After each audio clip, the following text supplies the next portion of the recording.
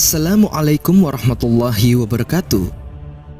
Hari ini Aksan kembali menyajikan kepada Anda embun-embun Islam yang terpendam. Semoga menginspirasi dan menjadi motivasi aktivitas Anda hari ini.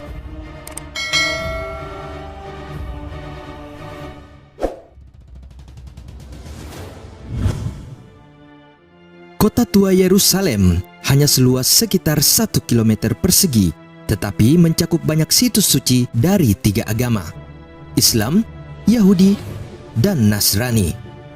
Bagi umat Nasrani, tempat ini Yesus disalib dan dibangkitkan. Bagi umat Yahudi, kota tua Yerusalem adalah tempat yang paling suci, bekas situs kerajaan Israel dan kuil-kuil Yahudi. Sementara bagi umat Islam, Masjid Al-Aqsa merupakan bangunan suci kedua yang dibangun pertama kali di muka bumi setelah Masjidil Haram di Mekah. Dalam Sahih Bukhari dan Muslim disebutkan, Abu Dzar radhiyallahu anhu meriwayatkan bahwa ia bertanya kepada Rasul sallallahu alaihi wasallam tentang masjid pertama yang dibangun di muka bumi. Rasul menjawab, Masjid Al-Haram. Abu Dzar bertanya lagi, selanjutnya masjid apa? Rasul menjawab, Masjid Al-Aqsa. Abu Dzar bertanya lagi, berapa jarak pembangunan di antara keduanya? Rasul sallallahu alaihi wasallam berkata, 40 tahun. Lalu Allah menjadikan bumi ini bagi kalian sebagai masjid. Oleh karena itu, kapanpun waktu sholat, lakukan sholat di atasnya karena dia memiliki keutamaan. Bahkan selama 16 atau 17 bulan, Rasul sallallahu alaihi wasallam dan kaum muslimin melakukan sholat menghadap kompleks suci Al-Aqsa ini. Sebelum akhirnya datang perintah Allah menghadap kiblat ke arah Ka'bah Baitullah. Sungguh kami sering melihat mukamu menengadah ke langit, maka sungguh kami akan memalingkan mukamu ke kiblat yang kamu sukai. Palingkanlah mukamu ke arah Masjidil Haram, dan di mana saja kamu berada, palingkanlah mukamu ke arahnya. Dan sesungguhnya orang-orang Yahudi dan Nasrani yang diberi Alkitab, Taurat dan Injil memang mengetahui bahwa berpaling ke Masjid Al-Haram itu adalah benar-benar dari Tuhannya, dan Allah sekali-kali tidak lengah dari apa yang mereka kerjakan. Al-Quran Surah Al-Baqarah ayat 144. Lalu mengapa pada saat itu Nabi Shallallahu Alaihi Wasallam sholat menghadap Al-Aqsa? Dalam beberapa sumber disebutkan ketika Allah memerintahkan perintah sholat dan menghadap Masjidil Aqsa, hal itu dimaksudkan agar menghadap ke tempat yang suci, bebas dari berbagai macam berhala dan sesembahan. Karena saat itu kondisi Masjidil Haram Mekah belum berupa bangunan masjid. Pada saat itu masih ditemui berhala-berhala yang jadi sesembahan sebanyak 309 buah. Bila Rasul Shallallahu Alaihi Wasallam saat itu melaksanakan sholat dengan menghadap ke Masjidil Haram, maka hal itu akan menjadi kebanggaan bagi kafir Quraisy bahwa Rasul Shallallahu Alaihi Wasallam seolah mengakui berhala-berhala mereka sebagai Tuhan. Inilah salah satu hikmah diperintahkannya sholat dengan menghadap ke Baitul Maqdis atau Masjid Al-Aqsa. Selain keutamaan ini, Masjid Al-Aqsa merupakan tempat tujuan Isra Nabi Sallallahu Alaihi Wasallam yang menjadi titik tolak perjalanan Mi'raj ke langit ke-7 untuk menerima perintah salat 5 waktu. Nilai spiritual Masjid Al-Aqsa semakin kuat di hati kaum muslimin karena menjadi kota suci ketiga setelah Mekah dan Madinah. Dan salat di Masjidil Al-Aqsa memiliki keistimewaan yang luar biasa. Allah Azza wa Jal akan mengampuni dosa orang yang salat di dalamnya, sebagaimana sabda Nabi Sallallahu Alaihi Wasallam. Sesungguhnya Sulaiman bin Daud alaihi salatu wassalam tatkala ingin memugar Masjid Baitul Maqdis, maka ia meminta kepada Allah Azza wa Jalla tentang 3 hal. Dia meminta kepada Allah Azza wa Jalla hukum keputusan yang mencocoki hukumnya, lalu ia pun diberi. Dia meminta kepada Allah Azza wa Jal sesuatu kekuasaan yang tidak pantas bagi seorang pun setelah Sulaiman, lalu ia pun diberi. Dia meminta kepada Allah Azza wa Jalla setelah usai memugar Masjid Al-Aqsa agar tak ada seorang pun yang datang, sedang tak ada yang mendorongnya untuk datang selain sholat di dalamnya, agar orang itu dikeluarkan dari kesalahannya, dosanya, seperti hari ia dilahirkan oleh ibunya. Hadis riwayat An-Nasa'i dan Ibnu Majah.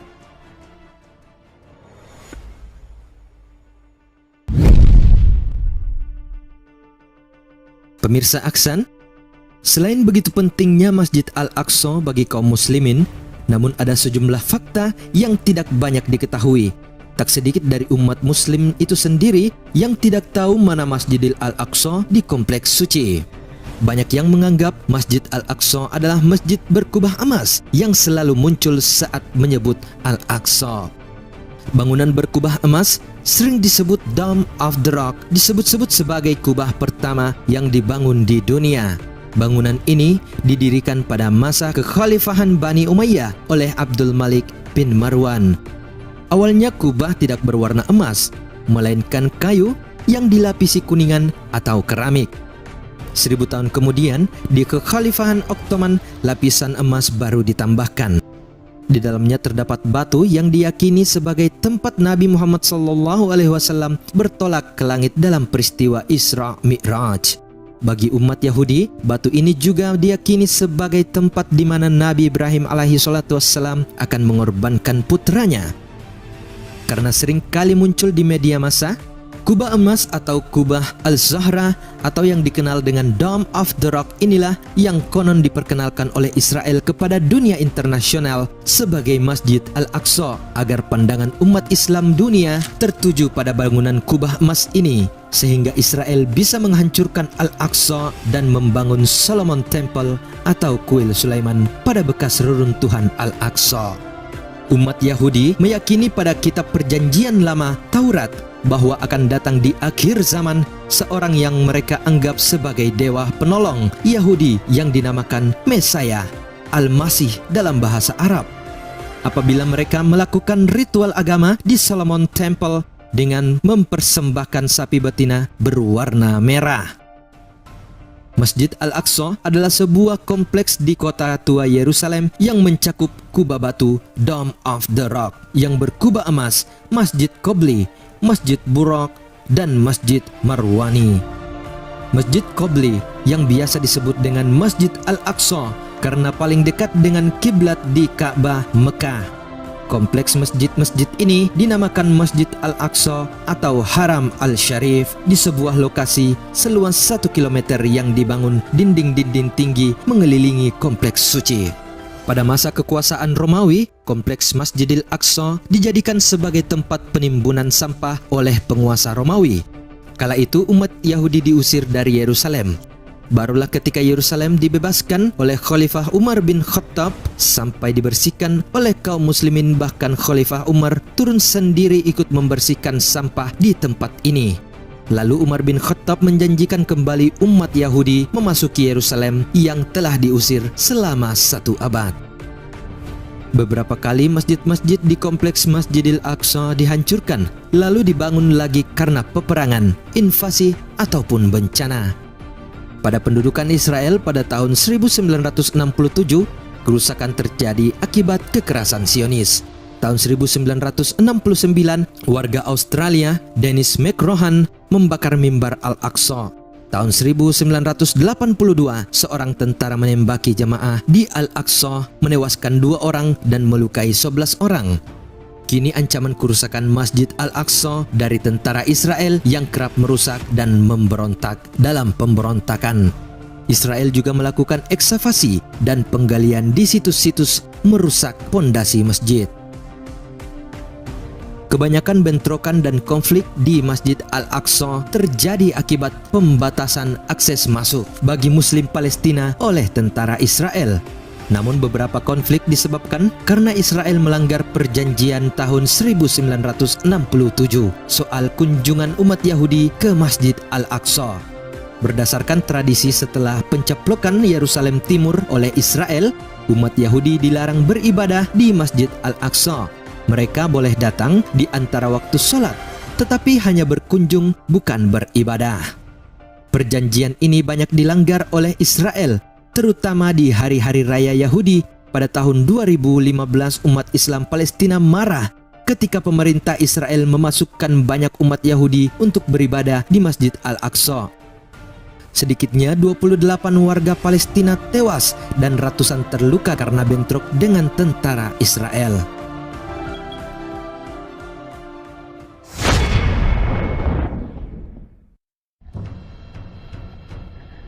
Pemirsa Aksan, orang Yahudi sepanjang sejarah Islam selalu ada di bawah perlindungan negeri-negeri Islam. Komunitas Yahudi selalu dimusuhi oleh semua bangsa dan negara sepanjang sejarah. Di Jerman, masa Hitler orang-orang Yahudi dibunuh. Hampir tidak ada tempat bagi orang-orang Yahudi kecuali dalam negara-negara Islam. Mereka hidup aman semasa tinggal di wilayah Khilafah Islam. Karena undang-undang Islam melarang memerangi orang-orang non-muslim yang tinggal di bawah perlindungan kaum muslimin. Setelah keruntuhan Islam di Spanyol, selain orang-orang muslim, orang-orang Yahudi juga diusir dari negeri yang pernah menjadi pusat pengetahuan Islam itu. Tidak ada negeri di dunia ini yang mau menampung bangsa ini kecuali penguasa muslim Turki Ottoman. Maka bagi umat muslim, orang-orang Yahudi adalah bangsa yang selalu berdampingan dengan kaum muslimin sepanjang sejarah. Maka ketika Rasul SAW menyatakan dalam sebuah hadis sahih, tidak akan terjadi kiamat hingga kalian muslim memerangi Yahudi. Kemudian batu berkata di belakang Yahudi, "Wahai muslim, inilah Yahudi di belakangku, bunuhlah." Hadis riwayat Bukhari dan Muslim. Dalam hadis sahih Muslim disebutkan tidak akan terjadi kiamat sehingga muslim memerangi Yahudi. Orang-orang Islam membunuh Yahudi sampai akhirnya Yahudi bersembunyi di balik batu dan pohon. Namun batu dan pohon berkata, "Wahai muslim, wahai hamba Allah, inilah Yahudi di belakangku, kemarilah dan bunuhlah dia." Kecuali pohon Garqat yang tidak demikian, karena termasuk pohon Yahudi. Hadis riwayat Muslim.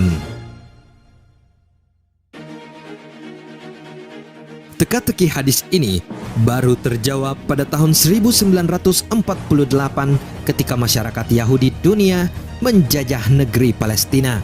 Pada tahun 1967 semakin jelas lagi hadis ini karena ternyata komunitas Yahudi yang selama 14 abad hidup di bawah perlindungan Islam tiba-tiba berubah menjadi liar yang mengakibatkan perang Arab Israel. Barulah di masa sekarang ini hadis ini menjadi lebih berarti ketika Israel semakin tidak lagi mengindahkan norma pergaulan dunia dan hak asasi manusia.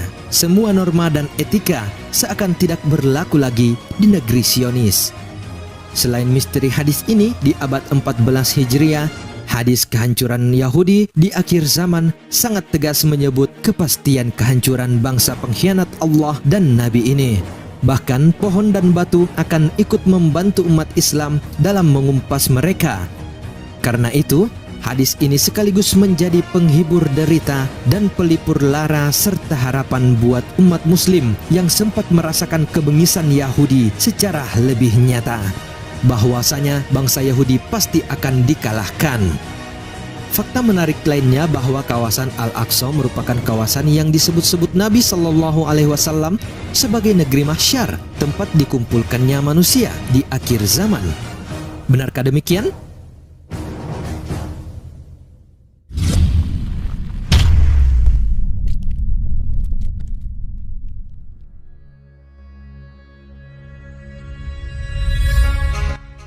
Pemirsa Aksan, sebuah informasi penting yang disampaikan Nabi Shallallahu Alaihi Wasallam pada umatnya bahwa di akhir zaman manusia akan digiring ke Syam, tempat berkumpulnya manusia.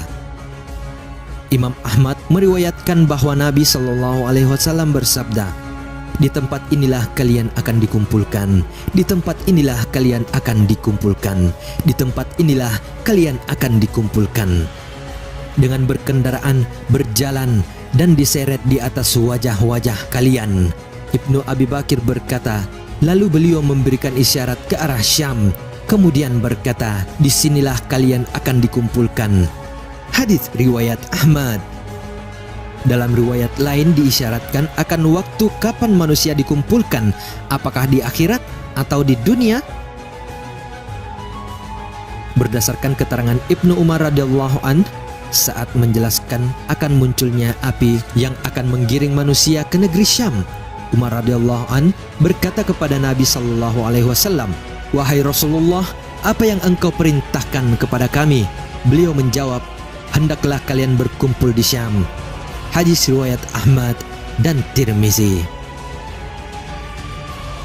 Dari hadis ini bisa kita pahami bahwa waktu manusia dikumpulkan di negeri Syam adalah waktu masih di dunia, bukan mahsyar di akhirat. Artinya di akhir zaman manusia akan dikumpulkan di negeri Syam. Negeri Syam yang dikenal saat ini adalah Suriah, Yordania, Lebanon, dan yang paling penting adalah Palestina. Negeri Palestina inilah yang penting karena di dalamnya ada Masjid Al-Aqsa, kota suci yang diberkahi Allah Azza wa Jalla. Negeri tujuan Isra Nabi Muhammad sallallahu alaihi wasallam dan tempat keberangkatan untuk Mi'raj ke langit ketujuh untuk menerima perintah salat 5 waktu. Inilah negeri yang menjadi tujuan Nabi Ibrahim alaihi salatu wassalam untuk berhijrah. Dan ke negeri inilah Nabi kita Muhammad sallallahu alaihi wasallam memerintahkan kita untuk hijrah sebagaimana yang disebutkan oleh Ahmad dan Abu Daud bahwa Nabi sallallahu alaihi wasallam bersabda, akan ada hijrah setelah hijrah. Manusia akan pergi menuju tempat hijrah Nabi Ibrahim alaihi salam. Tidak ada tersisa di muka bumi kecuali orang-orang yang jelek. Bumi tempat mereka berpijak akan melemparkan mereka. Demikian pula zat Allah membenci mereka. Api akan mengumpulkan mereka bersama kera dan babi. Api akan selalu bersama mereka ketika mereka bermalam atau ketika mereka beristirahat, dan api itu akan memakan orang yang tertinggal. Hadis riwayat Ahmad dan Abu Daud. Ibnu Hajar menjelaskan, diungkapkan dalam tafsir Ibnu Uyainiyah dari Ibnu Abbas, barang siapa yang meragukan bahwa mahsyar itu di sini, yaitu Syam, maka bacalah permulaan surah Al-Hasyr. Rasulullah Shallallahu Alaihi Wasallam ketika itu bersabda kepada mereka, "Keluarlah kalian." Maka mereka bertanya, "Kemana?" Beliau menjawab, "Ke bumi tempat berkumpul."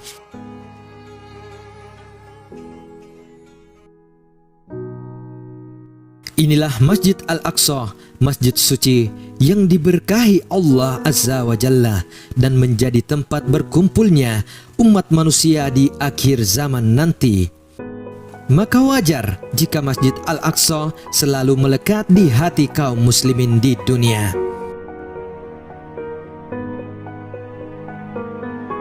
Nah, pemirsa Aksan, sampai di sini akhir perjumpaan kita. Masih banyak yang akan kita bahas bersama pada video-video berikutnya. Silahkan subscribe agar tidak ketinggalan video terbaru dari kami. Like apabila kalian suka dengan video ini, dan silahkan unlike saja jika kalian tidak suka. Akhir kata, segala kemuliaan milik Allah Azza wa Jalla dan maha benar firman-Nya. Semoga Allah Subhanahu wa Ta'ala senantiasa memberikan taufik dan hidayahnya kepada kita. Amin ya Rabbal Alamin. Demikian, wassalamualaikum warahmatullahi wabarakatuh.